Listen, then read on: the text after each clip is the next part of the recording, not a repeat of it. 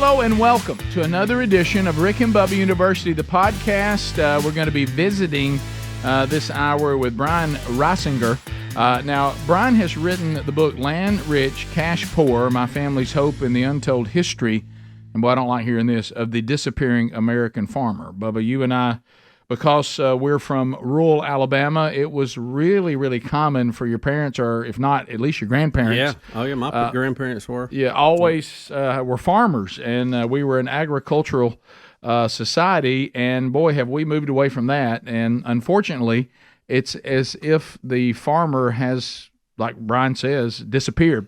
Brian, welcome to the podcast, Rick and Bubba University. Thanks for taking time to be with us. Hey, you guys. Thanks for having me on. I really appreciate it. Brian, you know, back in the day when people used to raise their own food and take what they had extra to market and sell it, and the kids grew up and they learned to do chores before they went to school and learned responsibility. A lot of them carried on the farm, built their own houses on the property. It was a generational thing. It seems like we had a whole lot less trouble than we have now. You know, is it just me? No, I think you're right, man. You've been reading my mail. That's exactly what I grew up with and what our families did over the course of 4 generations. And, you know, I like to say we're not only losing the farms that feed us, which is true, this affects food prices, the security of our food supply, all kinds of economic issues, but we're also losing, you know, a part of ourselves, because this is a big part of our American values and a big part of who we are as a people, and it's slipping away. You know, I think what Bubba's talking about, what you're talking about, Brian, and we'll get to the parts that people go, oh, really? Is that how that works? But talking about just the shift in our culture, it's so important. What you just said, Bubba, and what Brian writes about is, you know, Bubba and I grew up in small town America, so this rural lifestyle with farmers was pretty common. So when the show was moved, and I understand across the country and around the world, people listening to this, when I say that Birmingham's a big city, people go, "What?" Yeah. Well, but to us, Birmingham, Alabama, was a metro area, urban life, and so I remember when my wife and I, we were looking and hoping when things were going well, and that we could get maybe a lake house or a house down at the beach, and we were looking, and suddenly we found out about this little farm that was for sale, a lot less expensive than the things we were looking at. And when we went and we began to walk around, my wife's from small town Alabama as well, I said, you know what? Our kids don't know this life. They and I'm not talking about being commercial farmers, but nothing to that level. But they have never, gone out and picked a garden. They've never grown food. They've never brought it in. They don't understand this life at all. But if we bought this, first of all, it'd be a good investment. Second, it's a lot less expensive than the other things. And if for no other reason, it was 30 minutes from where we lived, which, as you know, in the South, you drive 30 minutes, the whole culture changes. Yeah. And I said they need to see this life. They need to get out and work the land and bring in some corn and some vegetables, and let's grow watermelons and let's teach them how to sell it, and and cantaloupes and things like that. Because for no other reason, we weren't doing that to make a living, which we'll talk about in more in depth, but just because we thought that culture was that important. Amen to that. I grew up in Southwest Wisconsin in the hills of the Driftless region. So this is kind of hill country in the farmland area of the Midwest. And, I laugh when you said Birmingham, because to us, Milwaukee's a big city, and to a lot of the country, that's just a little beer drinking town. Right. But, I grew up, look, it's a beautiful way of life. When you live it, it's a hard way of life, but it's beautiful. I grew up working with my dad from the time I could walk. To your point of the values, things you learn, you get up at sun up to work with your dad, and you do it till sundown. You come in at odd hours of the barn when there's a cow having a hard time delivering her calf, and you see your dad help deliver that calf, and you see the calf, take its first life breaths. Yeah. You learn about the circle of life. You learn about these things, and there's some beautiful lessons, some hard lessons, but I'm grateful that I had the opportunity to do it. And not everybody's going to grow up on a farm. We don't have to force everybody to do that, but we're losing this to such a degree that I really think it's affecting our culture in a way that, most people, a couple decades ago would have had a little bit of sense of what you're talking about. I think we were better off for that from standpoint of work ethic, and also just the values and the way people look at things. Yeah. So tell us a little bit why we are seeing this decline. I mean, it's obvious that the efficiency of the farmer has become somewhat of a burden to them, because you can do so much more with so fewer people. But talk about some of the other things that are pressuring the family farm. You hit it big time. Farmers producing themselves out of prosperity. They did their job so well, produced so much food, became so productive, and it began to have, a natural force of some consolidation. Some of that was going to be natural. Right. I mean, we've settled this continent and there's only so much farmland, and one neighbor's doing a little better than the next neighbor, you're going to buy them up, that kind of thing. That's something that's natural, right? But what we had happen was something far more unnatural than that, to the point of your question. There were decade after decade, there were economic reasons, social, political, and technological, that piled one on top of another, that has driven this disappearance. And it really began back in the Depression, and then it didn't let up. It hit every single decade from there. And what it really boils down to, we can get into the different topics if you guys like, but when we had economic devastation like the Depression or like the 1980s farm crisis, our government made mistakes that made those things worse instead of better. You add into that social pressures like moving to the city from rural areas. Some of that is a good thing, people getting manufacturing jobs and other things that help us progress. But there are ways that went so far and we didn't realize what we were doing to our rural communities. Yep. And all kinds of political and technological decisions we made, political decisions about what to prioritize in this country, and technological decisions. We had technology that moved our farms forward, and it's been a miracle to see what they can do. But also, we didn't keep our focus on the type of technology that could bring all farms along. So we want to keep advancing, but we don't have to have technology that doesn't work for small farms. We need to have technology that works for large, medium, and small farms so everyone can keep innovating. And we missed those opportunities all throughout our history. And it meant the loss of 45,000 farms per year on average for the century.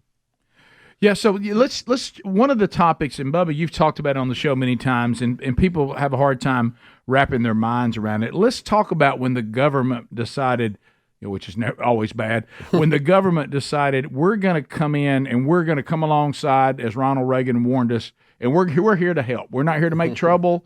We're here to help. And some of this government, as you mentioned, intervention, even if they had the best of intentions, I'll give them that, if that is that might be true. Okay, to me, I always think it's about them trying to have more control. But let's say they really were trying to help. It hasn't really turned out to be help. As a matter of fact, it's been detrimental in a lot of ways. Unpack that a little bit. Like even the subsidizing, paying some farmers to try to control price, not to do anything. Right. Those things have been kind of confusing to people. Has that been a good thing? Has that been a bad thing? You said it. The words "when the government decided," that's the beginning of a lot of scary stories in this country. Yeah. And, look, I think, and as I talk to people across the country about this, people on the right, people on the left, people outside of farming, people within farming, everybody has something they hate about our current government programs in terms of the way we treat farming. What happened, you're exactly right. We come out of the Depression when the disappearance first started happening. And they had all kinds of programs that were meant to control the price and the supply. They had farmers leaving land idle. They had animals slaughtered. They did all kinds of things to try to bring the supply down and the prices up. And they had all these programs that really, after the Depression, some people thought they were going to be emergency measures. They continued on into the 40s and 50s. And then what we really did, we changed some of those things, but our government began just piling more programs on top of one another. They're very good at that. Yes, again, whether you like one program or you don't, you can, like you said, you can debate the merits one way or the other. But when you pile them up like that, I talked to one guy, an expert, an economist, real smart guy down in Texas, who told me that now it's like a fragile Jenga tower. You got them all piled up, right, and you just move one brick and the whole business is going to come down. That's right. And that's where we're at now. So, Brian, let me ask you this too, because I've seen this happen firsthand. And tell us, is this widespread or is this more isolated? You got a family that has a few hundred acres, and that's not a tremendously big farm by big farm standards, and they have done this generationally. And then you have some guy down the road that has 100 acres, and he dies off. His kids decide they don't want to be farmers, and they sell that property to some developers who's going to build a neighborhood. And that's fine. Don't have a problem with that, doing what you want to with your land, and we always need homes. But once they put those homes in, they start selling those lots for a much higher value than what that land was at the per acre price. And then when the tax man comes along and the property tax people, they end up trying to tax the farm at the same price they do these lots that have been subdivided. And of course, then you have the farmer who went from paying a few $1,000s a year in property taxes to now paying, tens, or sometimes they are asked to pay $100,000. Do you see that a lot, or is that more isolated in some areas? It's such a great question. You are hitting on one of the main elements of that land rich, cash poor dilemma where you got this land and it's getting harder and harder to grind out a living on it each year. That's the cash poor part. And then it's land rich. You could turn around and sell it. You can make some money on it, but no family, no farm family wants to do that. That's your home, that's your job, it's your community, it's your heritage. And you're absolutely right. The tax burden that can be driven as those property values go up is a really big deal. In Wisconsin, where I'm from, we have something that it's a law that was passed that makes sure that farmland is taxed at the value of what you can grow on it, rather than the value of that, development. And that's something that helps in Wisconsin. They don't have that everywhere. And even if you have a protection like that, the dilemma you're talking about still exists in other ways, because what's happening is it's getting harder and harder to make it. You don't have the margins to make it, growing crops, raising animals, etc. So you have families that, whether it's because of the tax burden or whether it's because of the economic issues that they're facing, they either have to keep going, keep farming, and one day face their family and say, we can't make it anymore. Or they have to turn around and sell it and say to their family, I'm sorry, kids, but we're moving. We're selling the home. We're selling the land that Grandpa homesteaded. We're selling our heritage. We're moving to town, and that's akin to a death in the family. Well, if you decide to stop farming of your own will is one thing, or you decide to sell your property. But I've always thought it's just absolutely crazy and un-American that you would have to sell your land to pay the property tax. Absolutely right. And you're right. I mean, look, there are individual landowners. I don't begrudge anybody. There are farmers that have held on like my family has, my dad, my sister taking over the farm for the next generation. There are families that have sold their land because that's what they had to do. There are farms that, had to find they had to get a little bit bigger to be able to make it. People have to do what they have to do to survive in this economy. But when you go along the way, we have a situation where there are so many folks who are selling because they don't have an option. They're not necessarily able to say, this is what's best for me. This is what I have to do to make sure that my family can have a livelihood. That's a shame when we don't have people who are working as hard as they do and doing something as valuable as feeding our country, that they can't make a living on that.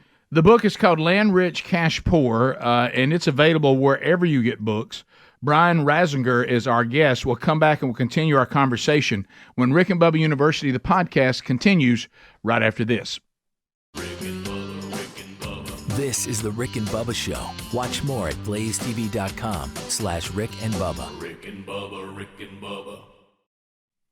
We're back. Rick and Bubba University, the podcast. Brian Reisinger is our guest. He has written the book, Land Rich, Cash Poor, My Family's Hope, and the Untold Story of the Disappearing American Farmer, and it is available wherever you pick up books. Too, Brian, talk a little bit about foreign influence, foreign governments, foreign corporations that are buying up our farmland. Just a quick Google search before we started revealed that there's 24 countries in the world that will not allow a foreign person to come in and own land, or it's extremely restricted. We don't have that here, it looks like. So talk to us a little bit about the farmland that's being bought up by foreign governments, and who is that? You're right, and it's one of many things that our country allows that other countries don't allow us to do. The issue that we face with that is the incredible pace of foreign ownership of farmland, the increase of it. So it increased 15% in just 2 years recently, 15% in such a short time period. That's alarming. You've got China is one of the biggest ones trying to get in there. There's also concerns not only about China, but also Iran, North Korea, Russia. Now, there are also other foreign countries, friendly countries. You name that there's, good 24 or so. I will say that there are some farmers who, with a friendly country, they'll say, okay, I can get some investment from this friendly country in our industry. There are other farmers who would never dream of it. But the problem is that when we have so many farms disappearing and you've got farms in fewer and fewer hands, it becomes so much easier for a foreign adversary like the Chinese to come in and buy it. And that's why we're seeing it skyrocket by 15% in a way that's really alarming to people. And it's just one of many ways that they're trying to get their hands on our country's security and on our country's food supply. So let's talk a little bit about the cost of food right now. We all see it. I mean, it's right in front of us. Had a farmer email. We were talking on the main show today that you were going to be our guest this weekend on Rick and Bubba University podcast. And of course, that got a lot of farmers. First, they want to know if you knew anything about farming. And we were like, yes, he does. That sounds like a farmer, doesn't it? But so anyway, they started talking about the hoops that they have to jump through. And I know we're kind of getting back to government a little bit, but they were talking more. Look, none of us want to eat food that could have been healthier for us. Okay, we all got that. But as we all know, when you start out saying, let's farm as clean and as healthy as we possibly can, it's kind of like the climate deal. We all want clean water. We want clean air. We want clean air. But it turns into something that is nothing like what we started, and it just becomes more and more and more. And the guy sent me a list of all the things he has to do now that he didn't have to do even 10 years ago. And he's saying all of this is making our life more difficult. Some of it is good. Some of it is just almost kind of like we talk about from a spiritual standpoint, becomes burdensome, and it's almost like legalism versus obedience. You know, they're like, this is, it just, they just keep putting more and more on us. Tell America about the farmer and the prices that we see when we go to buy their products. Yeah, well, the first thing to know is that when you're seeing higher prices at the grocery store, that does not mean more money in the farmer's pocket. Right. And usually when the consumer is paying more at the grocery store and feeling that crunch in their household budget, the farmer's facing the same kind of crunch. And the reason I say that is, first of all, the price, the farm gate to the dinner table, there's hands in between there, and each one of those hands has to buy and sell the food as they're doing what they're going to do with it, and they got to make their cut on it. So when you pay higher prices at the restaurant or the grocery store, there's so many steps between there and the farmer. The farmer doesn't feel that higher price. And at the same time, the farmer is dealing with higher prices in many of those cases. So they're not really getting more for their crops or their products. But if you're paying more for groceries or for gas or anything else, the farmer's paying more for their own groceries, for their own gas, fuel for their farm operation, energy, seed, fertilizer. So when those prices are going up, the farmer and the consumer are facing the same kind of crunch. And then when you add into that the cost of government regulations, the cost of taxes, all of these other things, it really becomes a situation where it becomes untenable for so many farmers. And so, that's the first thing for people to know is that, if you're paying more, the farmer's facing the same kind of crunch you are. Brian, I know the range has got to be very wide, but what are we talking about if you're a second or third generation farming family? How big of a farm are you talking about? Like land wise, what kind of acreage do you cultivate? Boy, it's gotten a lot bigger. Best thing I can do is give you an example of our farm, which I'm fourth generation farmer's son. As I said, my sister's working to take it over from my dad. We're about 400 acres, and at one time we milked 50 cows. And that was on the medium to smaller side. 50 cows was about, in the middle roughly, because 80 cows was about a midpoint. Now that midpoint is 1,200. So the average used to be 80 cows. Now it's 1,200. And acreage, having a couple hundred acres like that used to be a medium-sized farm. Now it's a pretty small farm, pretty small. Most farms are hundreds and hundreds, thousands, tens of thousands of acres in terms of the farms that are creating our food. Now, there are a lot, people are surprised by this. There are a lot actually of small farms left. They're just not profitable ventures. So most of the farms that are creating our food are larger farms. Mm-hmm. And those medium and smaller farms, those are the ones that have been wiped out. That's the 45,000 a year for the past century. There's still like nearly 2 million small family farms in this country, but they're not profitable ventures to the point that they're providing a full-time income to the family. They're supplemental income. So you got guys that are working construction jobs, pulling factory shifts, pouring concrete, and farming on the side. So my thing is, how can we find a way for those farms to be growing entrepreneurial ventures again rather than side hustles? Because we got people working 2 to 3 jobs just to make it. So with the modern technology of the farm and the current economic situation in our country, you're saying that really to make that profitable, you've got to be in the larger land areas to do that, because it doesn't scale down very well. Yeah, that's right. And it doesn't have to be that way. And there's ways that we could do something about it. There's mistakes we made throughout our history. But one of the things I want people to know is, although the farmer doesn't get more money in his pocket when you're paying more for your food in the grocery store or the restaurant. This disappearance is affecting the cost of food. And here's how. There's two ways. The first is our supply chain. We saw this during COVID, but you see it with bird flu and all kinds of different things. Anytime that supply chain is disrupted, we have a supply chain that has so few paths for the food to get from the farm gate to the dinner table because it's very integrated industries that it's very easy for one big transport center or something like that goes down, price of food goes up. You don't see what you need on the shelves, or if you do, it's higher priced.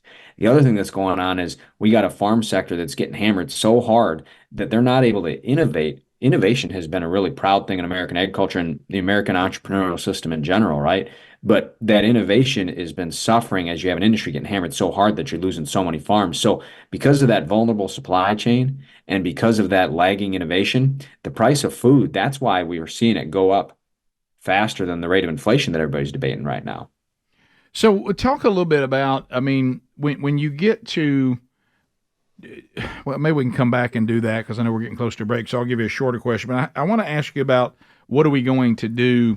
What do we need to do to fix all these problems we're pointing at? But we'll get that in just a minute. Let's talk about CCP. How is that affecting? We talked about a little bit.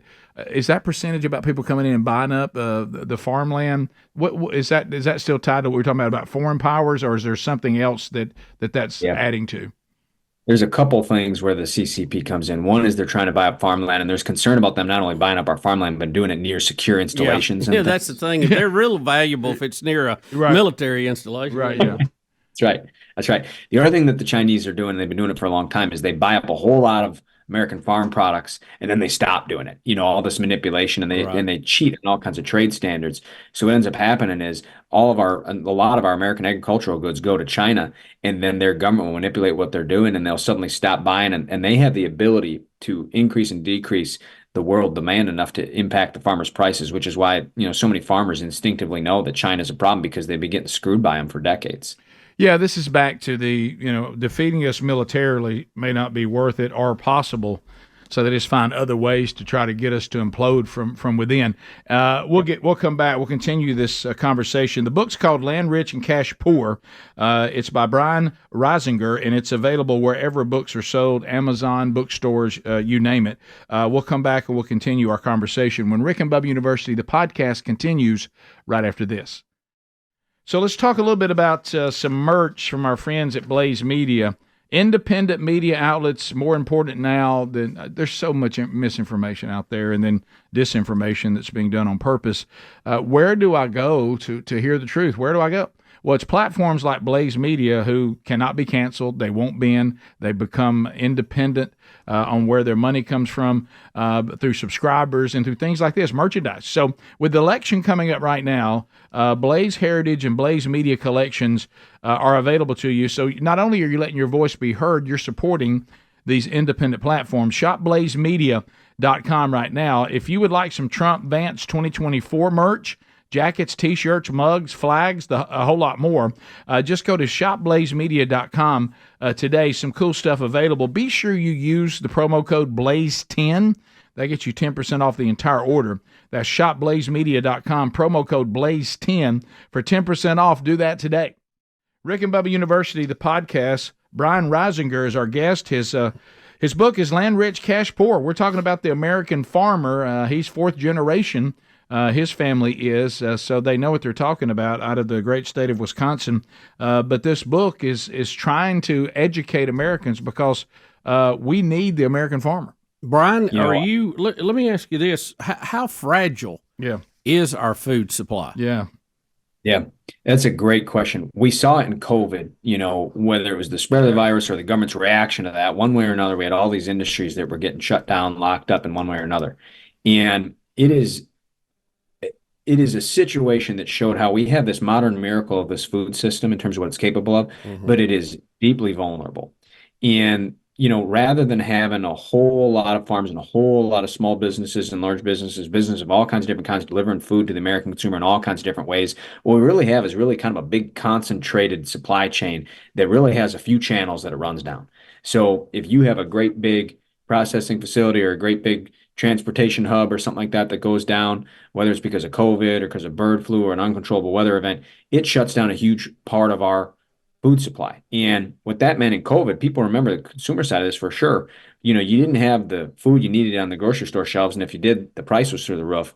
Well, at that same time that was happening, the farmer didn't have anywhere to sell his goods. So we had milk that was getting dumped, we had crops that were getting destroyed, we had animals that were getting slaughtered. So how do you get into that dystopian situation where the farmer can't find a place to sell his food and the consumer's desperately looking for it without having a way to get the food from the farmer to the consumer? That goes into what we talked about a minute ago. When this climate change thing has kind of left all the common sense and logic when we were all talking about clean water and clean air, and now it's turned into a cult-like religion. And, we were discussing, I mean, we literally have people talking about that farmers are a carbon emission footprint problem. I want to scream to these people, do you have any idea where our food comes from? I mean, this is not helping. I mean, this is just something else that the farmer, first of all, they're being burdened with something that is a scientific theory that still has never been proven to be scientific law. And do they just not seem, because I know there's always been a bit of a plight against the emotional far leftists that they don't want to have no idea how much a pony costs. They just want one. When they say things like the farmer and the way we farm is destroying the planet, did they not understand the repercussions, or what's the real weight of that? It is so frustrating because it's one of the areas, and we talk about this in the book, where we can actually, if we could find a way to work together, I mean, people who care about our environment and farmers can find common ground on a lot of things like soil quality. You want good soil because you don't want pollution. You want good soil because for a farmer, that means higher yields, healthier soil. We want abundant supply of good, clean water. The farmer needs that for farm operations. People who care about our environment care about that. We could focus on those things and solve a lot of problems. But our national conversation right now is so divisive, and we got people getting pitted against each other. And it's really unfortunate because what ends up happening is the people who really ought to care the most about how the farmer is doing, because they can provide fresh local food and they can provide healthy food and they can help conserve our environment, are the people who are getting attacked, and that's the problem, is the division around these issues. We're not looking to solve problems. We're just looking to have fights, and that's too bad. Yeah, it's kind of like when we who love to hunt and fish get demonized by the animal rights people, and I'm like, do you realize that we do more for animals to be plentiful than any group in society? Yeah. I mean, you save the animals to shoot the animals. Right. And, nobody's going to. Well, it's like the farmer, but what we do is we're good stewards of what we're doing. Yes, we're good stewards of the environment. We want there to be a lot of white-tailed deer. Yes, we love to hunt them and eat them, but we're taking either the oldest or the sick, and we're making the herds more plentiful and more healthy. Same thing with Ducks Unlimited, and the list just goes on and on and on. And they don't seem to understand that, and demonizing a farmer while talking about saving the planet is just asinine. Well, hunting is conservation. Yeah. And there's a lot of farmers and a lot of hunters who understand these things. And, same way with us, we grew up hunting white-tailed deer on our farm, and, we use every bit of that deer. And I learned to appreciate and love our woods and our water. I learned to respect animals. I learned all, ethical hunting, in addition to all the other values of determination and patience and things you learn hunt. So you can get me on a soapbox of hunting, but you're right that the dynamic is very much the same. And farmers the same way. Living close to the land like that, there's nobody who cares more about the land than the farmer. Brian, touch on mental health. I know that that's an issue also with a lot of folks now, and addictions and some of those things. How is that playing out in the farming community? I appreciate you asking about that. In the book, we look at the big issues affecting our food supply and all that, and we weave that with my family story. And one of the really personal parts of the story that we tell is my dad, after we sold our cows, we're still farming. We kept our land. We got a diversified farm now, but we sold the cows in order to make a change because we couldn't make a living on milking 50 cows anymore. Right. And my dad had some really, really hard thoughts after that. A lot of farmers consider that, again, like a death in the family. Yeah. And, in the course of telling these stories and writing the book, I learned from my dad that he actually had some dark thoughts about harming himself. And I'm grateful to say he came through that by thinking about his grandkids think about what every family moves forward based on, which is the next generation. And he's doing great now, but we thought it was important to share that story because what it shows is farming is consistently ranked as one of the top industries in the country for suicide, for mental burnout. We also have a raging, although my family didn't experience with my dad this issue, there's a raging world drug crisis, alcohol addiction, other things. I myself struggled for a number of years with drinking. And, the reality is that when you have an industry under so much stress, and it's not only economic stress, which is enough, but it's also emotional stress over trying to carry that family legacy forward, people feel an immense amount of pressure. And I'm so glad you asked about it because we have to talk about it if we're going to address it. And that's why my dad wanted to tell the story in the pages of the book and why we talk about it, because we wanted to make sure that people knew they weren't alone. This is really a pervasive issue. And so the margins are just so thin. So when you have a weather incident or you have, like you say, something happen that destroys a crop, and then you start realizing, hey, this is not sustainable. We're now becoming a small, tiny farm versus a medium farm. When you think about how hard, and let's touch on this, how dangerous farming can be, and all that work is done, and then it doesn't, and you're going backward, not forward. I mean, that weighs on you. It really does. It really does. You wake up every day with it being harder to make a living, and also there's that generational pressure. You got. And just in our case, I mean, my God, you look and you say, boy, great grandpa, he escaped pre-World War in Europe and came and dug his living out of the dirt in the early 1900s. Grandpa survived the Depression. Mom and dad survived the farm crisis. Why can't I make it? Right. And you have that kind of pressure that weighs down on people. And it's a beautiful way of life and it's a hard way of life. It's both. And when you have that kind of pressure on people and they have to face their family and say, I can't make it. And, we either got to not make a living or we got to sell this land that has been our heritage for the last 100 years. That is really something that crushes a lot of people, unfortunately. Well, talk about the dangers. I mean, just the equipment alone. I know just with us piddling with some land, and we do have someone that has expertise in it. But I can tell you, we talk about, hey, let's get this piece of equipment, and thankfully, I have someone who has a lot of expertise, and he'll warn, hey, do not just go put that piece of equipment down there without me training you on it. You know what you're doing. This stuff is very dangerous. It really is, and it's the tractors and the machinery. I mean, rolling over on hillsides like where I'm from. On my days off when I'm home, I work on the farm with my parents and my sister. And boy, there are some side hills where it would really be brutal if that tractor were rolling. We know people that's happened to. You got all kinds of really big equipment. You got power takeoffs that spin from the back of a tractor and make a bunch of mechanical machinery work where people can get caught. I had a great uncle who had his hand caught in a corn picker. I mean, all kinds of things happen. And here's the other thing: all that danger from big machinery and heavy work being done, similar to a construction site or a factory or anything else. It's on top of the fact that farming is dangerous because it's physical work and you're out in the elements. Yeah. My dad was inducted into the family business at the tender age of 8 after his dad, my grandpa, slipped off a corn crib in the middle of winter and broke his back. And my grandpa got back up on his feet eventually, but my dad started doing the work of a man at the age of 8, and he never looked back. He's been doing that for 64 years now because he's 72 years old. And so it's a danger, whether it's by machine or by weather that can bless or threaten or anything in between. Yeah, because if it's really hot today, and it's time to go do the work, you can't just say it's too hot out there. Still got to be done. Just the physical labor and blazing like where we're from, good. Because I'm sure it gets hot in Wisconsin at the right time of year. Y'all just don't have it as much of the year as we do, but I bet when it's hot there, it's hot.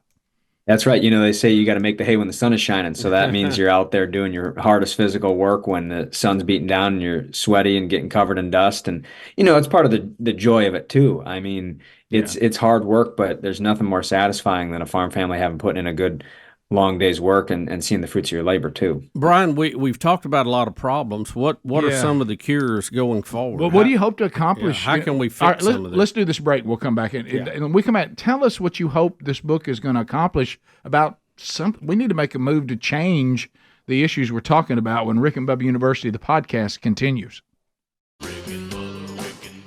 This is the Rick and Bubba Show. Watch more at blazetv.com/Rick and Bubba. Rick and Bubba, Rick and Bubba.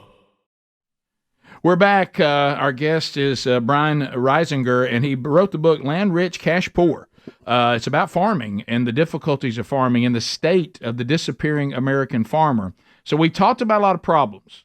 What do you hope to accomplish with this book, and what should our response to be to try to see if we can't now let's solve the problem? How do we do it? Yeah, absolutely. My hope with the book is that it opens people's eyes to the way that the disappearing American farmer is affecting the price and availability of our food, our economy, our culture, all the ways that it's going through, and that we can get people to want to make a change. And part of the reason that we wove it with our family's personal story, our survival story from, before the Depression on up through COVID and beyond, is because we hope that it could be an honest story that would move into people and get people to pay attention to this issue. And there are things that we can do. It requires that all of us are willing to focus on it. And the big thing that I found as I looked at this history and saw the different eras where we wiped out more farms than we needed to, where it wasn't just the natural market forces, but there were mistakes that we made. Yeah. What I found is that there's ways that we can encourage what I would call sustained entrepreneurial activity. We need to have new entrepreneurial opportunity for the farmers. If we can find ways to have more farms have more opportunity to go from being, working 2-3 jobs just to keep the farm going to actually being growing entrepreneurial ventures again, it can create new economic opportunity for the farmer. It can also, shore up the food system for our consumer and have more choices and lower prices and all of those things for our consumers. And so we need to figure out a way to make sure that our economy is treating farmers in a way that's fair and that gives them a fair shot in a market economy, really. Well, let me ask you about, because I know that President Trump is talking about tariffs and how they can be used, and they are very effective as a negotiating tool and things like that. So I know for a fact, like there's a client that we have that works with us, and it's called Backyard Butchers, and what they're trying to educate people on. And I want you to speak to this, even though I know you were doing dairy cows, not beef, but I'm sure you have some idea. I'm sure it was similar. And they're saying one of the things we see right now is you'll go to the grocery store and it'll say, product of the USA, but the truth is it was only packaged in the USA. It wasn't farmed in the United States of America. And I'm not saying it doesn't pass, the FDA and all that, but what they're saying is they're doing it a different way in another country. It's coming in on top of us, the American rancher, and now you're going to the store thinking that you're buying a product that was farmed and raised in your country when it wasn't. They can get the product of the USA just if it's packaged here.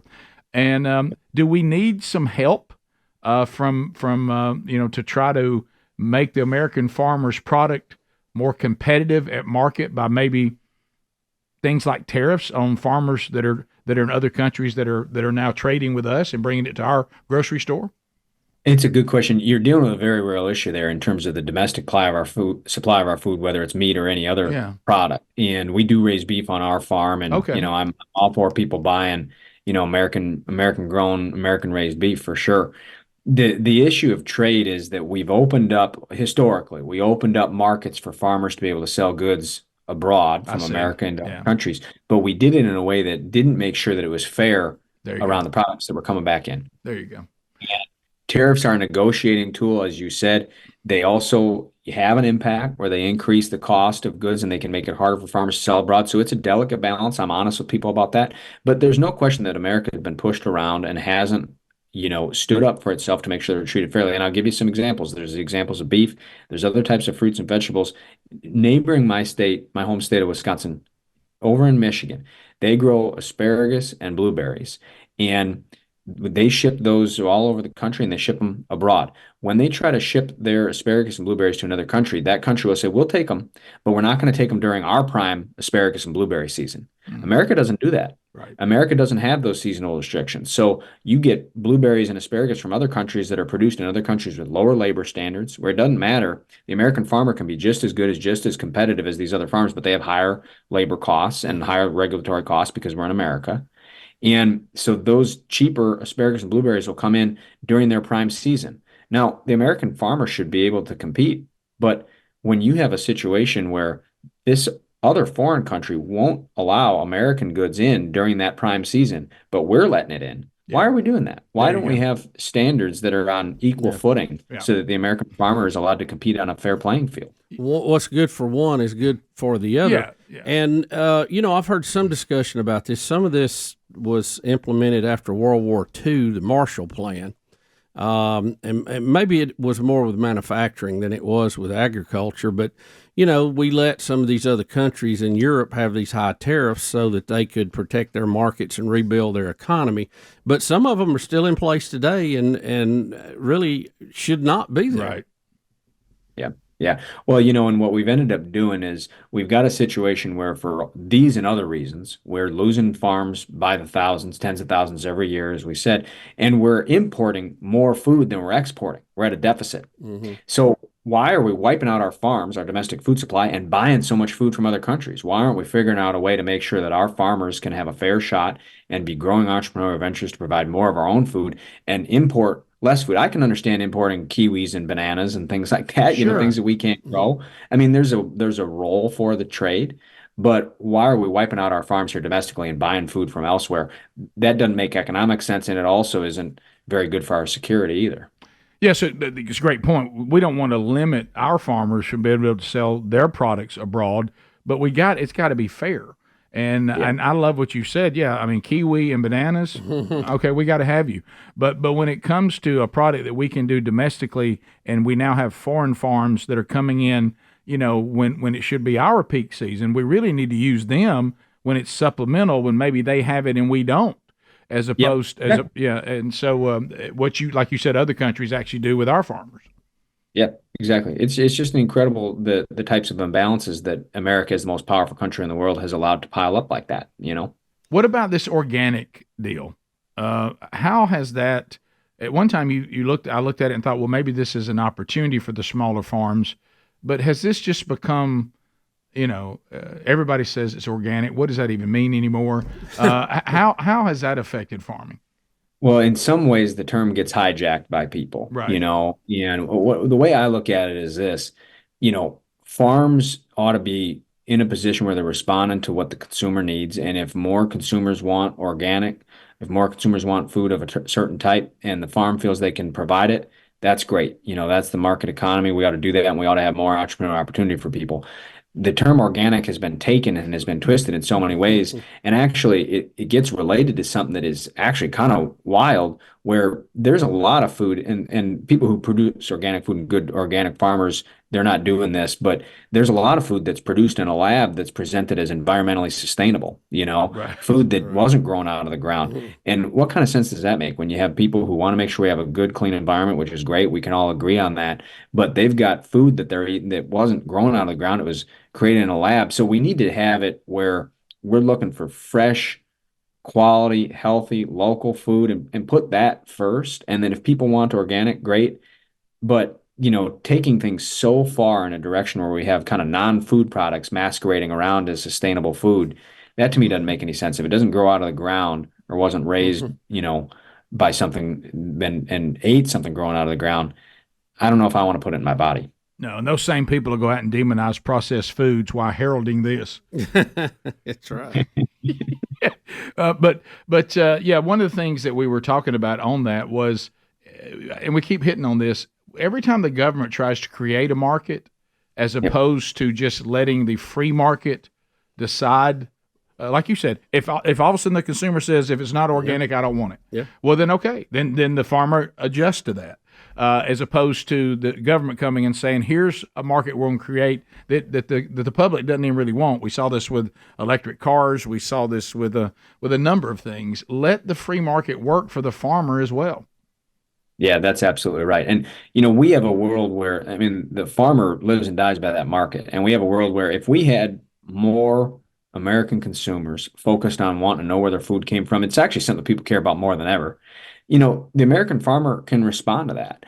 And one of the challenges is we have so many government programs standing in the way that, and they'll be contradictory and one won't make sense with the other. And then here's what happens.